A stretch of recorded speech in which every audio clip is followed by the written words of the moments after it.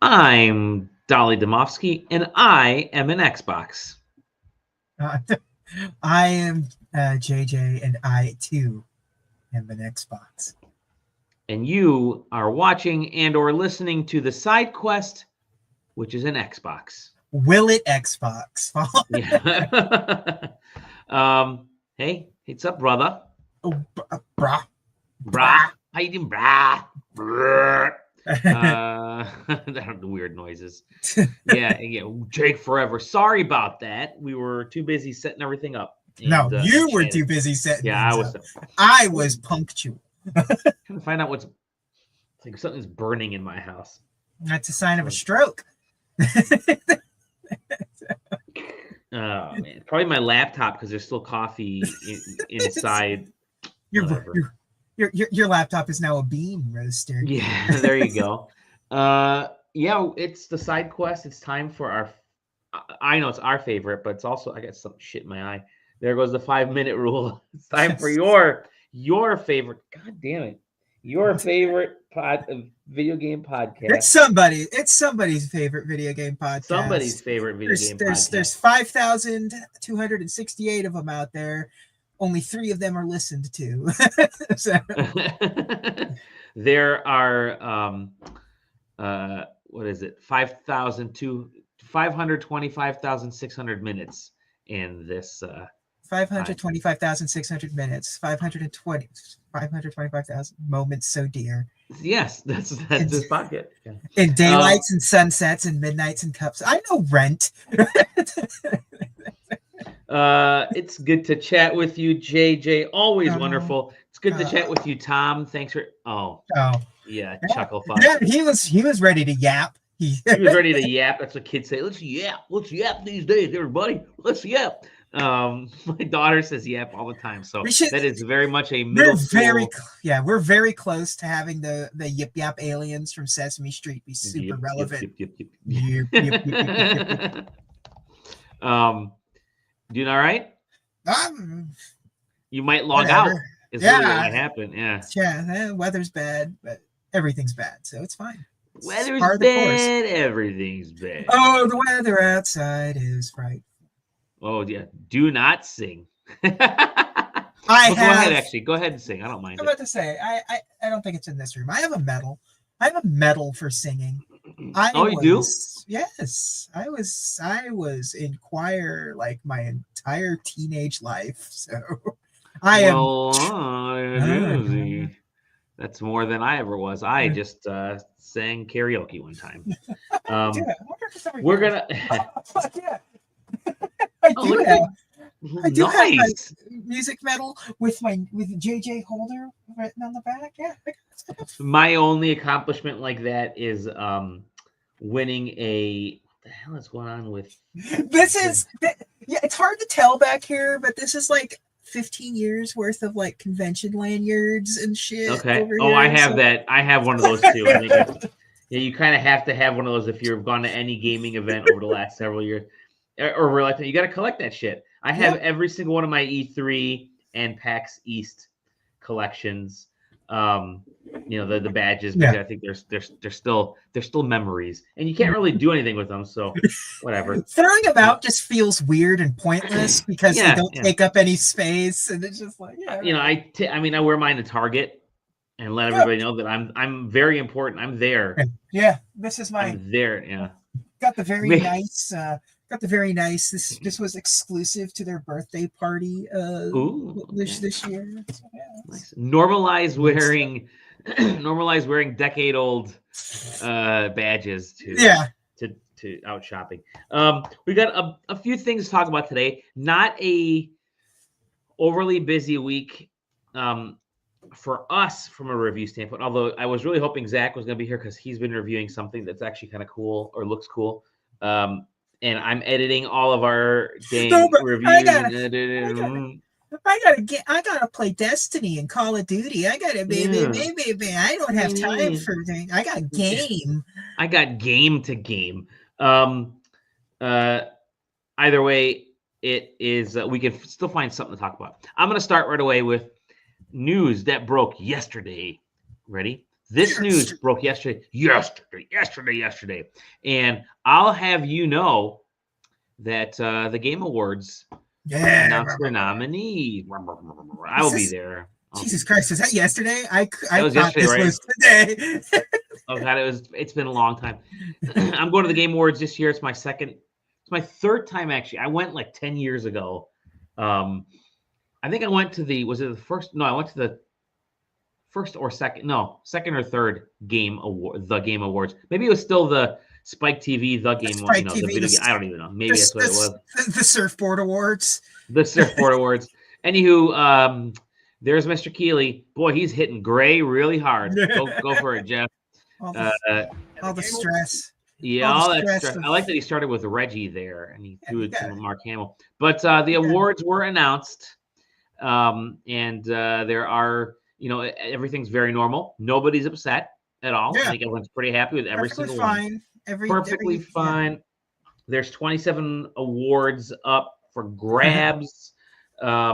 And people can vote until the 11th on some of the. They keep making like the categories more and more granular as the time goes on. It's like it's like best action game and best adventure game are like two separate categories. It's like what's really funny is yes, I also found it funny that Game of the Year and Best Game Direction were the exact same nominees in both those. Astrobot, Battletro, Black Myth, Elden Ring, Final Fantasy VII Rebirth, and Metaphor are they the same? And like all those games are all over the place. Yeah. And Final Fantasy VII had like that, and Astrobot had the most nominations out of all things as well. Yeah. Hey, Astrobot. When it went down to some of the more like the mid card awards and stuff. The mid card. Yeah, the Tag Team Championship Awards. Yeah, it's the Intercontinental Award. So. The U.S. Title Award. Yeah. I always like the Games for Impact stuff. Best ongoing game. You like accessibility. I always like that one. Yeah, I always like that one. Interesting because in a lot of cases, even if it's a game I have no idea like, is this good accessibility? It seems like it is. And then you see something, it's like, oh, I didn't even know it went that deep in this. Yeah. I like the Games for Impact stuff because it's usually it's games that they tend to be indie stuff or smaller, but they're kind of with a purpose. And they have stuff like obviously Life is Strange is always in there. Senwa's Saga, but like Closer to the Distance, Indica, Neva, which Neva looks really cool. Tales of Kenzar, like those are cool. Also, I mean, the best joke about the best ongoing games, but it seems like they're the same ones every year because they kind of are. Helldivers 2 is new in that category, but the ones I like are the indie ones because best independent game you have Animal Well, awesome. Balatro, awesome. Lorelei Laser Eyes, Neva, and then UFO 50. Yeah, I haven't played that. Why is it not on Switch? Good Lord, it's the perfect location. It's only on Steam. It's on Steam Deck, so there you go. Best adaptation. I didn't look. I didn't see this one. Okay, adaptation. Yep. Any best? No, I Like a Dragon is garbage. Yeah. But there's quite a few, and it's cool to see all those. Again, a lot of love for Final Fantasy VII Rebirth. Yeah, which is the most it is the most split game of the year for sure. It really is, but at the same time, it has a really good Metacritic. Like it's got great ratings. Great reviews. I mean that's why we do that's why we kind of do that our perfect sevens because perfect Final Fantasy VII. I guess. Yeah, perfect. Like high 90s means nothing. Like you had sort of as people have soured on it as time has gone by and stuff, and better games came out this year. Like one of the you tend to see a lot of the same nominees in each one of those, but like one of the categories is actually kind of interesting to me is the sim strategy game category. You have Age of Mythology, okay, whatever, Frostpunk, whatever, but you have Kunitsugami in there, Banner Lords, Unicorn Overlord, which are all three of those are fantastic games. Even best you mentioned best adaptation, and then you get like the content creator of the year, best esports game, Picora, most anticipated. Picora, Yeah, Picora. You are big. We got Picora fans in our thing. But yeah, I mean, it's an interesting list. It just feels like a lot of the same ones. It's all the expected ones this year. Yeah, it feels like last year's awards somehow. I don't know. Yeah, it does. Yeah, it does. Yeah, exactly. Right. Here's all the stuff that Jeff Keighley showed at the Summer Game Fest. Wait, was Pacific Drive this year? Like early this year? It was. Yeah, wow. Yeah, best VR game. It's gonna be Batman. It's gonna be Batman. It is such an amazing game, man. Yeah, that's right. That's what I would buy a Meta Quest for. Is that? Hey, here we go. These are all humans. Why am I out there? Whoa! VTuber. 2 years in a row have a VTuber, please. Iron Mouse won last year. There you go. So yeah. Anyways, the Game Awards. I don't get. Oh wait, I got to know this one. I didn't look at any of this. So okay. It's Stranding 2, Ghost of Yotei, That's a good GTA 6. That'll probably. It'll be. No, not Wilds. You know why Monster Hunter Wilds is in there is because Jeff has been promoting the heck out of it. Yeah. So, yeah, Prince of Persia. Lost Crown, baby. Yeah. SWAT laws. And then they have to throw like 1 or 2 Nintendo games in there. Yeah, I was actually I'm kind of a little surprised that Zelda didn't get nominated for Game of the Year, but at the same time, like it wasn't like in terms on a mass stage, it's definitely not. I was thinking about it after this news break, and I'm like, no, I know what my top 5 are. There's been no movement for a while. My top 5 is set in stone. So for yours. I'm good to go when we finally do that. Yeah, ours will be in December. Usually, it's the last show that we do in December is our Game of the Year show. So that'll be fun. I got to talk to Johnny though, and a couple of the other team members, and figure out what we're doing for our annual holiday thing, because that was a blast last year. Yeah. Do something fun. I'll get the conversation going for that. That'll be good. I forgot to talk about that, but anyways, yeah, there you go. Game Awards. That's coming up December something or other, 12th. So yeah, stuff. There you go. Stuff and things. I also want to mention the news that kind of broke today. Bigger news, and that Sony may be buying Kadokawa. That is the Reuters is saying it. It's been they are in talks. Very early talks. A deal could be signed in the coming weeks, but Sony Group is in talks to acquire Kadokawa, that is a massive purchase. Now everyone's like, everyone's focusing on the Elden one Ring game. But there is, I mean, Sony would have essentially the monopoly on anime, and like some of the. They already in America they already do, like because they own Crunchyroll.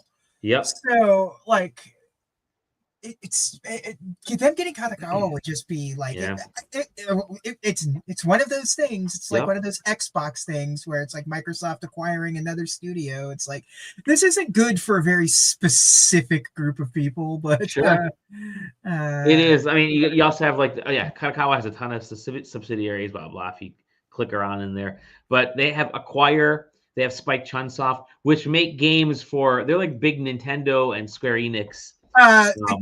Spike Chunsoft makes the greatest wrestling game ever made. They are the Fire Pro guys. They are the Fire Pro guys. Yep, and then Acquire recently made the Dragon Quest 3 HD, which I'll talk about later, and the Mario and Luigi game. I think they were in those. So there's quite a bit, and it's very interesting. So this would be a big one. I know why Sony's doing it is because they're trying to branch out and put money into more things. I think obviously, there's sort of a big issue that Sony always runs into with messaging on this kind of stuff, because especially when like gaming websites are going to pick this up, because this is more of the Sony Media Group. Right. It's not like the PlayStation side of things. Like the things like owning the like Acquire and Spike and stuff is just collateral damage in Sony expanding out their their film and television side of things. Yeah, it's just like, because those two companies, like Sony Games and Sony Media and Sony Music, like they don't talk. They're not like a unified group. It's right. They don't talk to one another. It's not. Nope. Like, no, it's for sure. Yeah. But unfortunately, a lot of people that report on these kinds of things don't really look at the grains in the sand. They just kind of go. It's like we just push the press release and look for the bullet points most of the time. Which, whatever.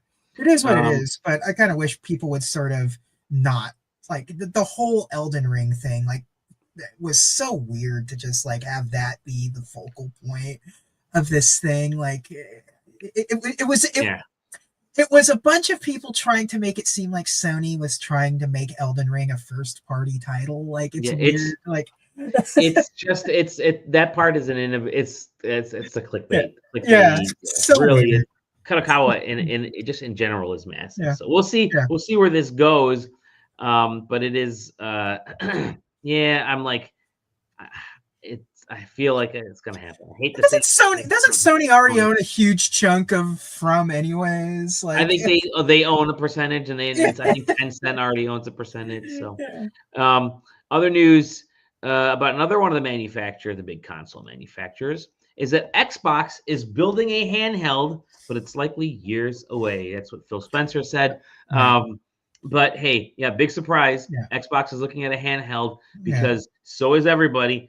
I'd be surprised. Form factor. Yeah. It's one of those like no shit kind of things. Like this is just I have to say it to get a headline out there because the press cycle for Xbox hasn't been super positive. Been good, man. And I don't think personally, I don't think they're ever going to come out with this because if it's years away, that's into the next console cycle, which is likely only 2 years away anyways. So they're going to be so far. They're going to be so far behind in the console cycle that focusing on why would you want just an Xbox only device? You already have Steam Deck. You have the Switch, which has more. Arguably more stuff than the Steam Deck because it does have Netflix. It does have some of the or whatever. Has a lot of stuff. So let's circle to Xbox needs to really focus on something. Let's circle to our little goof at the beginning where Xbox is pushing that whole new this is an Xbox campaign where they'll throw up pictures of an Xbox, of a laptop, of a whatever the fucking Chromecast at the moment is.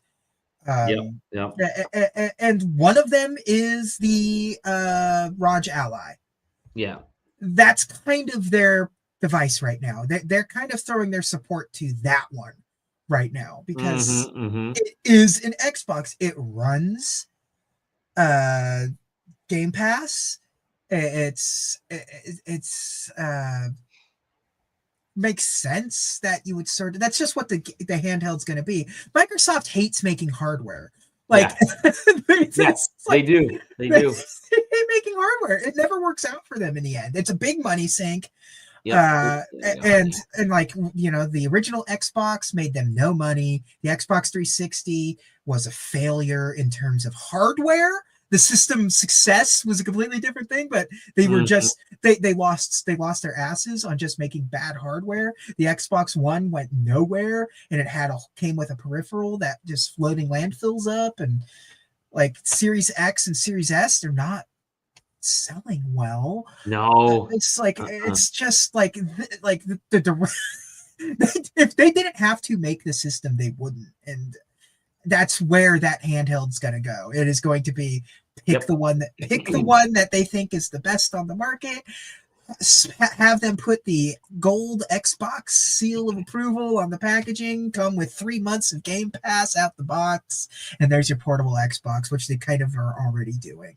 It really feels like the Steam Box stuff when you look at this chart. But I mean, they said that they're just kind of in early prototyping stages. They're building mock-ups, which is like saying, here is a form factor that we're playing with. Surprise, it's probably going to look like a Steam Deck or a Switch. Here's a form factor. I'm 100% certain that whatever it is just like one of the ones that are on the market that's not the Steam Deck that's running Windows, like the Ally or the Lenovo. I think MSI has one.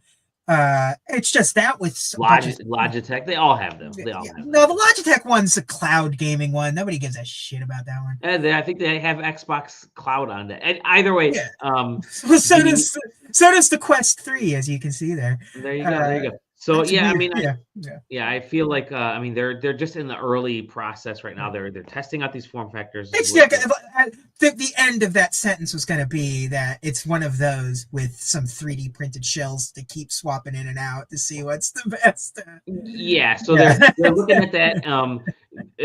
Typically, the way the process goes, just giving kind of everyone a heads up. They're doing a couple things in tandem right now. They're looking at, or three things in tandem. One is they're looking at the market. They're trying to say, is this a market that's going to be viable, not just viable in the future, because it will be a viable market in the future.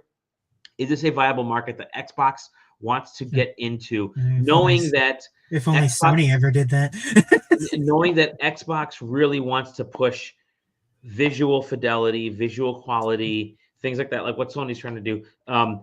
Can you do that on a handheld device? And how many iterations? Are you going to release an Xbox Portable S and an Xbox Portable X? Because the way Xbox functions right now, you kind of have to. So that's the first thing. They're all trying to understand that market and where their place in that market would be. Second is the actual form factor, looking at what is a good size, what's a good scale, what's the feel. They got 3D printed shells that they're pumping out nonstop. They're applying Bondo, they're cutting stuff, they're sticking things together. There's a reason all of these look like the Steam Deck is because that form factor works for that kind of device. The big reason that the Switch looks different and is thinner is because they went with the idea that this is a tablet that you can attach shit onto. Like Nintendo knew how to go for their side of things.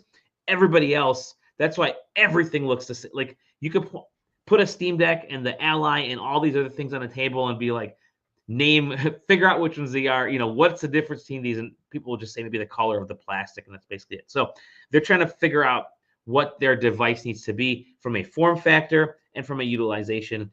You probably won't have removable controllers. That's kind of the Switch thing.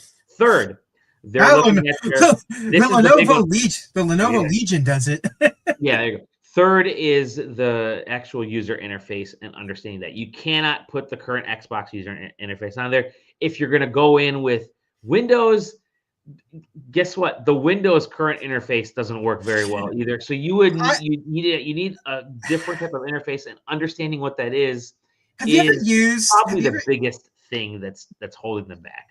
Have you ever used the Ally? Did you fuck around with it when I brought it at PAX or whatever? No, I didn't get a chance. It is so Windows is so bad for that application. Like I actually have it like boot up from like when I first booted up, it have it boot up into Big Picture automatically. Yeah. Because that is kind of, and then poke around for Xbox if I need to. At least you can navigate the Game Pass app with controls, but like it's like using the Steam Deck in desktop mode. Yeah, you don't want to do it, no. But worse, because it doesn't have the touchpads, you have to just sort of poke around and use joysticks as mouse. It's so bad. So there's a reason that Nintendo and Sony had figured out the user interface on these things. It's actually, you look at like what portable devices, the phones, those are the interfaces. Anytime you go with anything that's not as simple as a phone, you're getting issues with usability. Like you can't take the Switch is so simple, and there are people who are upset. Why is the Switch so freaking simple? Why? Well, it's mass audience. They don't want to make it so that it's overly complex for a grandma or a 5-year-old. We wish. But no, there's a reason. No. I wish that they made the folder situation better. That's it. Yeah. Okay. Yeah. That's exactly. I agree with you there. I believe I still feel like they had it because they did it with the 3DS. But then also the 3DS is not for grandmas. Anyways, whatever. So the grandpas as well. So those three things are important. And then finally, the last one is, do their games translate to a device like this? I'm not talking about like, the Halo, whatever, one of the Halo or Master Forza. Chief Collection. Yeah, Works. I'm not talking about those because those are already on those devices. I'm talking about this big push into games as a service. Yeah. That doesn't work on these portable devices. It's very difficult because you're tied to having a strong wireless connection, having a long battery life, and that kind of stuff. So that's the push that they're going to need to understand before they go forward. If somebody's going to push out a handheld device that has like a 5G card in it, like that kind of thing, like the Vita did. Remember when the Vita first came out? Yep. You can get the 3G version of it and pay like $10 a month for that or whatever. Mm-hmm. Boy, if somebody's going to do it, it would be Microsoft, and they're not going to do that. So, again, the stronger a device you have, the shittier the battery power. Yeah, that's essentially it. I can't imagine sitting down and playing something like The Division, or like even Call of Duty seems like single player, sure, but like multiplayer on these devices is just brutal. It's trash. Man. It's trash. Like the Switch gets away with it because at least it's designed to just sort of not. It may be portable, but it's really not designed to leave the house. If that makes any sense. Yeah. Like it's designed to take you to your next destination. It's not really despite them wanting to sort of promote it as like sit in the park and play Pikmin kind of thing. It's not. It's not. It is a destination. It's portable, not pocketable. That was always sort of the problem that got lost in translation with a lot of the older, because it was like the Sega Nomad or the Game Gear and stuff. It was like the Sega Nomad, like it wasn't a portable device, or it was a portable device. It wasn't a Game Boy. It wasn't a pocketable device. It wasn't supposed to be that. It was supposed to be take it to the hotel room, which is what this. Yes, I still want. I want a Switch that's this big. Give me a Switch that's this big with tiny. I can give me a small screen and controllers on the side. Make it that small so I can take it with me to the office and put it in my pocket and play games in the turlet, and that's it. Speaking of, one last little bit about portable devices, there is other portable device news, and that is that Sony's PlayStation Portal is getting cloud streaming today. So for the 3 people on the planet who have the PlayStation Portal, congrats, Corey. Congrats, Corey. You're getting cloud streaming. If you're a PS Plus premium member, if you're a PPPM, you'll be able to test cloud streaming of 120 PS5 games on the portal. It's kind of like a beta that they're sort of running, but it's them saying, "Hey guys, we totally fucked up with this thing by making it a second screen only, making it just a wireless screen. Let's actually do something with it. You can get a nice screen for $55. Yeah. And I just bought a 16-inch LCD screen for $55 that I can hook up to a controller and a little Wi-Fi dongle. The whole thing is like $60 total. So this is like, it's actually a device now. It's actually something now. Well, it's getting there because they need to put something. They need to put some. They need to put some type of internal memory on this thing so you can actually download something. That is absolutely never gonna fucking happen. It's never gonna happen.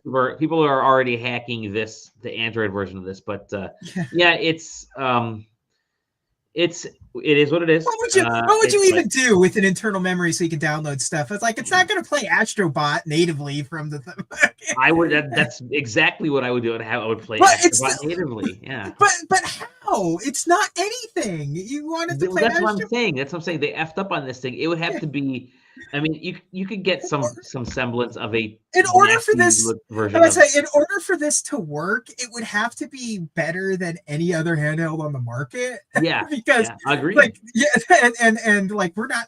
Nobody's there yet. So it's like, so, anyways, they're trying something with this to salvage it. The thing is, it's like the price keeps coming down on it. Like, for what it is, with cloud streaming in it now, it at least it's a PlayStation 5 controller. Like at least that's something. It's a PlayStation 5 controller with a nice screen, and it's all kind of natively designed for it. Like there's no like, you know, your phone where it's like, yeah, there's about 5 or 6 steps you got to take before you're really like in the game zone. It just works. Works. And that goes a long way for a lot of people. And unfortunately, it's too little, too late for this. Like, if this is what it was at day one, you probably would have gotten a few more people interested. 12 or 13 more people would have gotten it, but. This has already been abandoned. It's just like it's the PSVR 2. Like, once in a while you got something new coming out, but however, I would, you know, they had this sucker on sale for $155 at one point, like over the summer, and I'm kicking myself for not buying it, because if it gets to like $150, that to me is like, you know what, I could have a portable screen to play PlayStation games, stream them from my PS5 while I'm watching TV. At that point, I'm somewhat interested. I don't trust my in-house network enough. That is the big issue. Particularly to do the sort of like piggybacking bullshit that this thing wants to do. If I'm just going straight from router to handheld for a cloud streaming thing, that's a little like I do that with my Xbox stuff on my phone or whatever. It's like, that's better. I'm not streaming from my Xbox to this device. Like Wi-Fi, just kind of bottleneck it down to this whole system. It was never an option for me. But here, sure, it's a little better. I'll get it when it's like $145. I think that's probably the price. Yeah, $145, $150. Because I want to play games on this device. And hey, guess what? We've been playing games. Justice. We've been playing a few games. You have the review game this week, and therefore I will let you talk about the review game. Review games that we're playing. JJ has been playing a game called Nazar. Nazar. Nazar. This is a hard game to talk about because it's incredibly unique in like it's doing stuff that I've never seen a video game really do before. It's okay. First of all, it will do this. It's Turkish first and foremost. So it leans hard into a lot of like I was gonna say Turkish lore, but that sounds like demeaning. I don't know exactly what the like history, and stuff, and it also delves a lot into mysticism and stuff. There's a lot of like palm reading the swirls in your coffee. You know those cards? You know those cards that are at the beginning of Ghostbusters that Peter Venkman is doing, and it's got the squiggly lines and stuff. I forget what they're called. They're like Zener cards or something.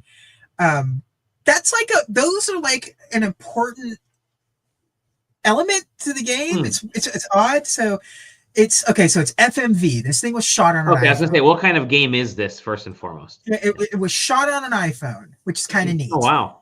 And it is very much a time manipulation, multiversal kind of weird thing. So I'm gonna have you pause it at a point. I'll tell you when, and hopefully we can catch it. When you see a bunch of squiggly lines, like here. Okay, so the squiggly, like, they call it a platformer. That word is doing a lot of heavy lifting from this because it doesn't really ever feel like a platformer. It's more of you when you're in these sections of the game, you are mostly doing fast forward and reverse kind of stuff. Like when you're pushing forward on the stick, he's following that little white line. That line is sort of the timeline. I get it. Okay. So like your goal is to like you have the power for this kind of stuff, foresight, and you can see into the future and stuff, but also other people can, and your job is to stop the people that are doing it for bad, essentially. So there are times where you're like looking at this timeline and you're trying to like repair it to a point to where it unifies into one, and you remove. He has like a time gun kind of thing, but it's not really a gun. It's like what you're doing is taking their power away. So like you're repairing the timeline over things.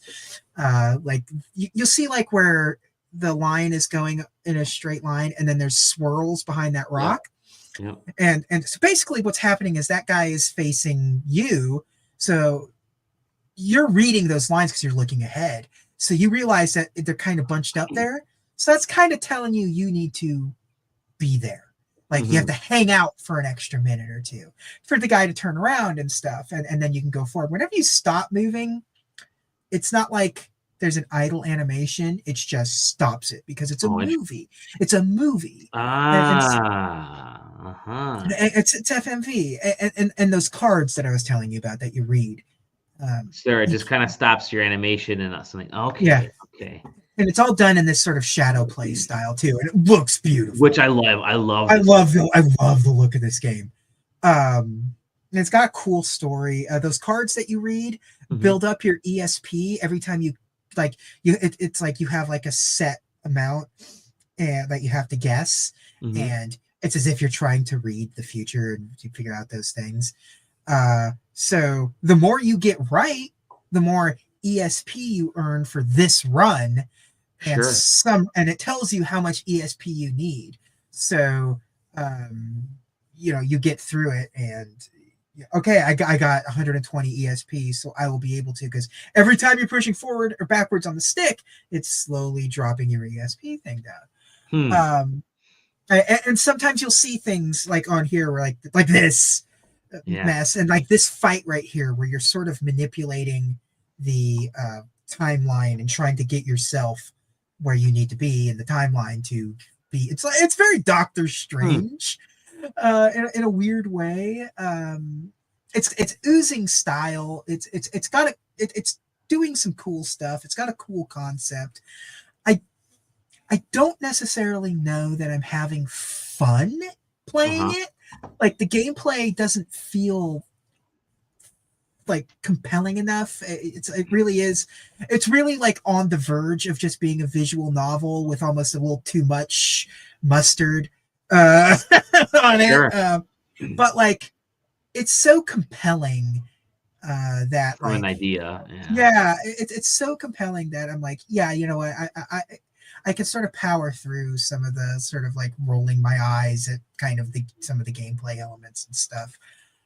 It's a fascinating game. I saw some behind the scenes stuff. There's not a lot about this game out there on the market, like to like learn about this game. There's only like 2 Steam reviews on it. Oh, wow. And because it's Turkish, a lot of the stuff just kind of funnels into America. So like I saw like a video of like some of the behind the scenes stuff, and because I'm gonna be honest, there was a moment where I'm watching it, I'm like, is this AI? Things kind of seem a little like the way certain character designs and the way certain things move around, and like that guy there's a scene in that trailer where there's a bunch of people spinning, dancing, and it's like, which is Turkish. It's a very like it's very true to itself, and I was like, is that real? And you see some behind the scenes stuff. It's like, oh no, it's all real. They just they have unique costumes that create great profiles. Like if you see them without the lighting effect, it's just kind of like makeshift, but because everything's done in sort of that shadow puppet kind of way, it makes everything very striking and stands out. And they those people dancing in the background are real people that are just doing their thing back there. It's like, okay, well, you know what?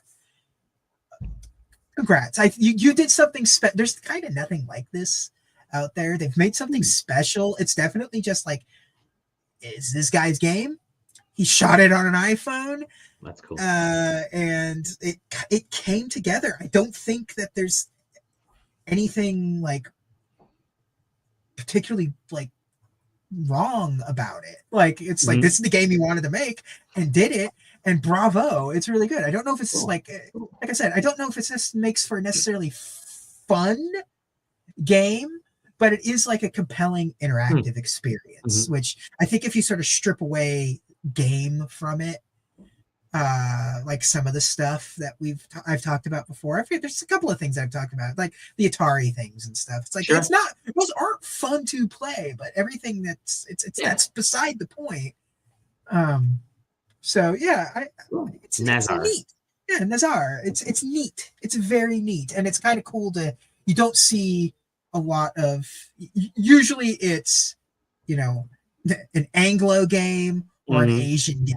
Like you don't see a lot of like the art from Turkey and stuff like that. So it's kind of cool to get like that. Like what would a game from Turkey be? And like, oh wow, they went for it, and I respect that a lot. Sure. So yeah, cool game. Awesome. Cool. We have a what up, fellas, from Ramen Don. He's lurking while they're working, which is great because I know Dom. He is a Dragon Quest fan. He got into Dragon Quest because of me. Maybe. Just kidding. Dragon Quest has been around for a long time. But good timing because we're about to talk about Dragon Quest because I've been playing that hot new old game, Dragon Quest 3 HD 2D. This guy right here.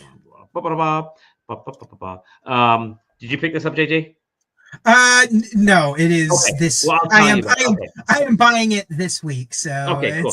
I massive Dragon Quest fan. I've talked about it in the past. This is there you go. Yep, and playing 5. Ooh, 5 on the DS. 5, yeah. I loved versions, 4 and 5 on the DS were killer, man. So good, so well done. So 3 HD 2D remake is great. I love the stuff they've done with the visuals here. What you playing it on first? I need to know. I'm playing on Switch. So yeah, obviously it's not the highest fidelity, but I want it portable. And again, I like my Steam Deck. It's not as portable as the Switch is because Switch is flatter. You can't throw I don't want to throw my Steam Deck with a big honking case in my backpack. I can throw my Switch in a thin case in my backpack. So unfortunately, I haven't taken my Switch out of my Nitro Deck in like a year and a half. That's good point. So they're the Steam Deck and the Switch are the exact same device. I use the Nitro Deck when I'm at home on my Steam Deck, which is great. I mean on my Switch, so my Switch Deck. Anywho, I'm really freaking enjoying this. I'm not overly sold on the character design. It's almost trying just a little bit too hard to change what the characters are like because they're all like they're somewhat skinnier now. Like proportions are better than what they were on the NES, and it throws me off a bit. I was used to those 8-bit proportions, so this is a little bit different, but it's the most gorgeous of the HD 2D stuff that Square has done. It's really I hate the added pants. It is the best looking of all those games they've done in this style. It beats out Octopath Traveler 2 from that standpoint and Triangle Strategy, which we're linking up to this. But there's this, you see in the trailer, this sense of depth that they've created. Like they've taken the tilt shift stuff that they've been doing, but they've added this really long draw distance. Like up until now, the tilt shift stuff was like, it was tilted. The screen was tilted, but you were still sort of boxed in certain areas. Yeah. With this game, they've pulled out just enough. Sorry for saying it that way. They've pulled back just enough, and they show you more of the whole overworld. It works great in these battle sequences. It's really stunning. Great music. They've reorchestrated a bunch of stuff. It's so good. The writing is great because now they've finally gone to the writing that the Japanese team really wanted, which was sort of the English, old English style. And every town you go into, there are different different dialects and different ways they say things. So that's all wonderful. The only issue I have with it, first of all, I highly recommend this for any Dragon Quest fan, any RPG fanatic. It's terrific. The only issue I have with this is that I don't like how the character moves on the screen. Like my hero is always moving fast. Using the analog stick sucks because a slight tilt sends him zooming across the screen. Slight tilt down. You have to really kind of aim where you want to be in a map. Like Dragon Quest is known for walking up to every part of a room and clicking A to examine what's on the shelf, what's on the stove, what's in this pot, what's here. It's not as easy with this because the characters move too fluidly and too quickly. They've broken the tile-like feel of the original Dragon Quest games, which I think, yeah, there you go. Yeah, you can't rotate the screen. There you go. That's another thing. You can't rotate the screen, and that's a bugaboo for me as well. So those are small issues. They're definitely not game breaking. They bug me more than anything else. But I am so happy. I bought this as a cartridge because I buy every Dragon Quest game on a cart. Love it. It's rekindled that Dragon Quest spirit for me, and it's in a weird way. This is the reboot to Dragon, like the reinvention or reboot of Dragon Quest, because Dragon Quest 11 was terrific. Like it's one of the best RPGs of all time. But that's like 8 years ago now. Yeah, that came out in 2016, bro. Maybe even before. Yeah, that was so one of the people have just been putting out the Dragon Quest Heroes and the Minecraft game, and that was it. It was one of the first major like Switch port kind of things that everyone was just like, they announced why aren't they putting more of this kind of stuff on the Switch? By the way, I still want to get the freaking 3DS version of this game just to have of Dragon Quest 11. But it's so I feel like this is sort of the rebirth of Dragon Quest in the US. Excuse me. I'll be interested to see. I think they chose this for. I'm spitting up here because I'm so excited. I'm salivating. I feel like they chose this game for a reason, because they've already done 4 through 6, and they brought 4 through 7 actually, and they could have redone 8, which is maybe it's the other big 3D Dragon Quest game in the series. Like they could have done 8 or 9. 9 is fantastic by itself, but they chose 3 because of its linkage to the kind of the origins of Dragon Quest, and I feel like Dragon Quest 12, or I know we're gonna be. I don't know, but I feel like we're gonna be hearing about it next year. I wouldn't be surprised if they show it at the Switch launch event thingy that they're gonna, or the direct or whatever. But I feel like they're using this because they want people interested in Dragon Quest 12. I think Dragon Quest 12, well, it won't be linked to this timeline, this trilogy. I kind of get the idea it's going to have the same sort of feel as those Dragon Quests. And if you play 11, you know why. There you go. You know why 3 came next. So, I love it. It's great. It's it just classic RPG gaming, man. I know they did the Final Fantasy Pixel remasters, but I would love to see them done like this. And it's the point where those are a completely different kind of thing. They're just this feels like a new game. Like it does, and there's so much love put into this game isn't made just by. It's a good gradient in that state. Yeah, exactly. Isn't made just by like talented designers because it's not like they were handed a project. It feels like the people that created this, that developed this version, love Dragon Quest, like grew up with Dragon Quest. It's a passion project. Like everybody in the era of my age range probably grew up playing in Japan, especially probably grew up with Dragon Quest as the front property of RPGs, right? That was the main one. And then as technology went along, 3D Dragon Quest didn't always make a great translation into 3D because of what they were trying to do with the turn-based stuff and the open world and action. But this was a formative series, and this is a formative game. And so everything, like that lighting going through alleys, the opening freaking town that you're in has so much life. Going through the initial castle and talking to the king, all of it has so much life, and yet it captures that classic Dragon Quest feel. It's like this is what Dragon Quest 3 what they envisioned in their head, like what they thought the game looked like back then. This is what it is. This is so good. The path of the remake is very interesting because very rarely does something that gets a remake benefit from the remake. A lot of times it's doing it for the sake of doing it, or a lot of times it's just like, well, it'll make money.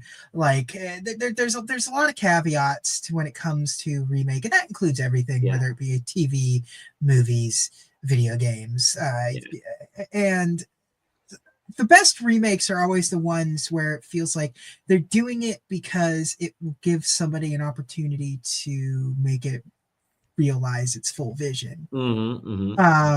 And like, this is one of those remakes where it's just like this helps bring Dragon Quest not into the present so much as it makes it like fully realized, cut out the shortcomings that you had to work with in the NES while keeping it, tight. And it's like some of the best remakes are the ones that are like, we're going to use the modern technology to fix the problems that we couldn't handle in the past or whatever. And it's kind of the same thing. It's like, we're going to use modern technology to keep the game as close to the core as we possibly can, while just sort of like, this is not the George Lucas special editions where they just kind of like the pixel remasters where you just kind of throw some special effects over the top of it and call it good. This is people using modern technology to make something, to modernize something for a modern audience, but not changing the soul.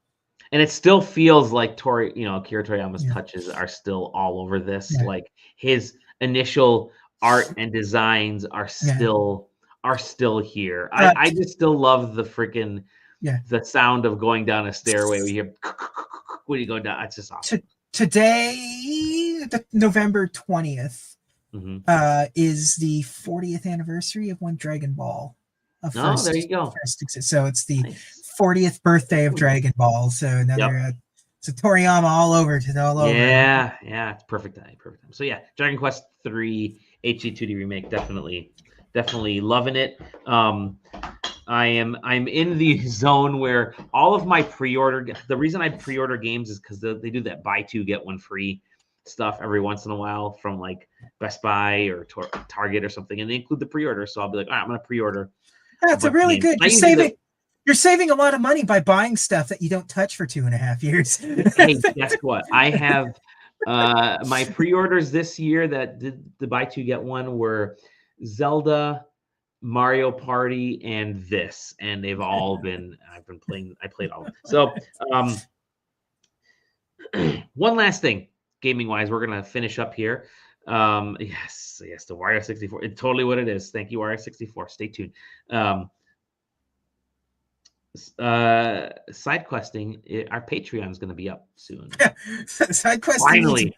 Side questing needs money, everyone. Side questing needs money. So we've got the Patreon getting ready to go up. I've been working on it with the team here, and JJ's been the one that's replied. Thank you, JJ. He was the only one that actually got back to me. But we got a few tiers. So I think Tom gave a thumbs up. Tom gave a thumbs up. I think and so.